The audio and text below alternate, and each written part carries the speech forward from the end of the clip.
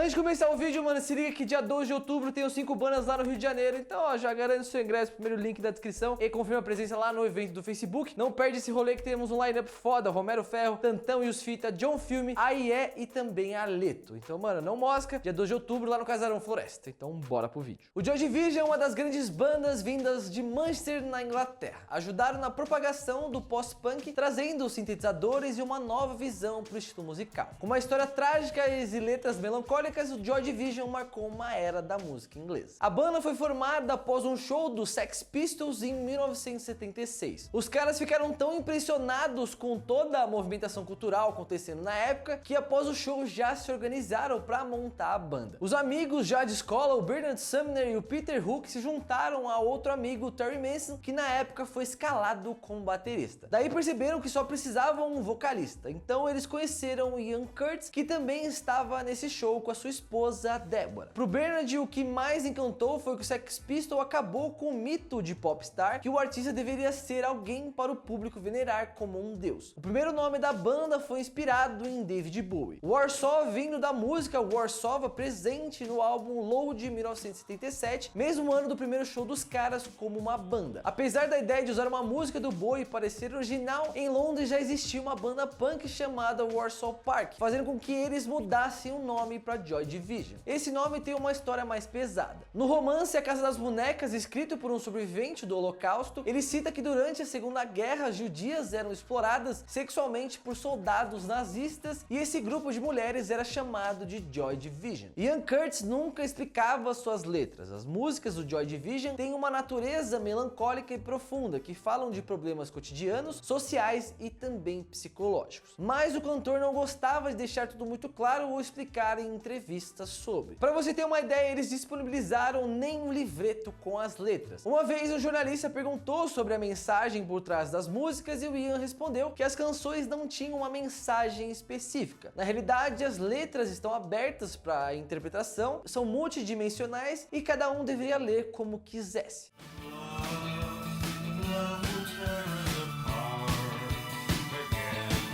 No começo da carreira dos caras, eles fizeram um show com o John Cooper Clarke, poeta inglês que escreveu o poema Wanna Be Yours, inspiração por Arctic Monkeys, com a sua versão no álbum AM. O Clarke foi um dos grandes nomes do movimento punk inglês e também colaborou com os Sex Pistols. Nesse movimento cultural era normal acontecer colaborações entre músicos e poetas performáticos. Joy Division gostou tanto do poeta que quando eles formaram a New Order, anos depois, eles chamaram ele para participar de um concerto beneficente em 1984. She Lost Control do álbum Unknown Pleasures é sobre uma garota que sofria de epilepsia, algo que o Ian Curtis também sofria. O Ian trabalhava na época em um departamento do governo que ajudava o pessoal a conseguir trabalho e essa garota ia sempre lá para ganhar os benefícios. Os curativos na cabeça eram tão recorrentes que a garota começou a utilizar um capacete para não se machucar com tantos ataques que ela tinha. Até que chegou um momento que ela parou de ir até o local. O Ian achou que ela tinha arrumado um trabalho, mas descobriu depois de um tempo que ela teve uma crise muito forte e acabou morrendo. Algo que realmente mexeu com ele, então acabou escrevendo essa música.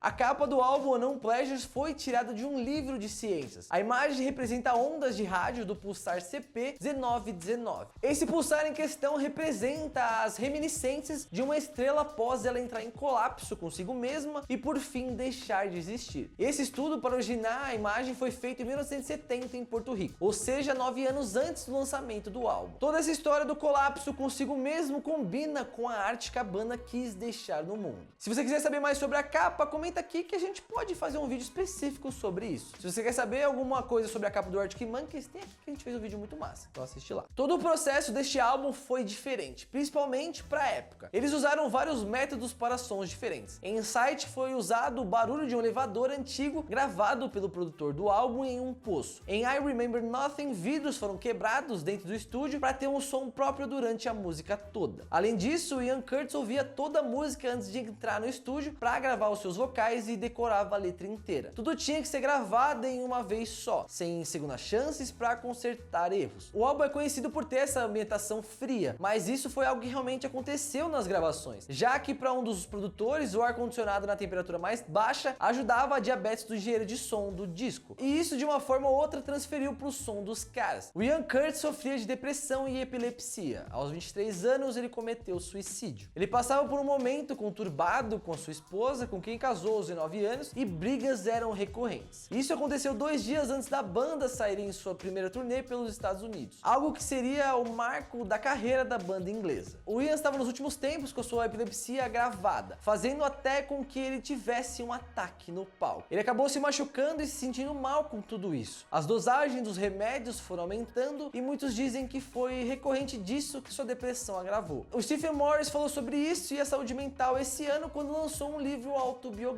Ele disse que o Ian sofria muito com os efeitos do remédio e que naquela época não se discutia saúde mental como se fala hoje. Ele ainda completou dizendo que a falta de cuidado com o assunto é um crime, principalmente com os jovens. O Morris ajuda instituições beneficentes em prol da epilepsia e saúde mental e para conscientizar os jovens a procurarem ajuda. Com a morte de Ian, a banda fez uma promessa entre eles para não acabarem com a parceria. Juntos eles criaram a New Order, uma das bandas mais importantes do New Wave. Na época da morte do Ian, o Bono Vox do U2 chegou a se candidatar para entrar no lugar do vocalista, mas isso nunca aconteceu. O álbum Closer acabou por ser um lançamento póstumo, atingiu o 6º lugar nas paradas britânicas e dominou as paradas alternativas da música. A banda, mesmo com uma carreira curta, influenciou artistas pelo mundo todo. Até Renato Russo do Legião Urbana citava Joy Division como uma das suas inspirações. Radiohead e Franz Ferdinand The Killers, que até tem um cover de Shadow Play em um dos seus álbuns. Todas essas gerações de músicos talvez não teriam a sonoridade que levam se o Joy Division não tivesse se formado nos anos 70 em um show dos Sex Pistols. Se você gosta dos caras, em 2017 foi feito Control, que é um filme biográfico sobre a banda. Focando na vida de Curtis, o filme foi bem polêmico, pois na época os músicos estavam indo ajudar com palpites para ter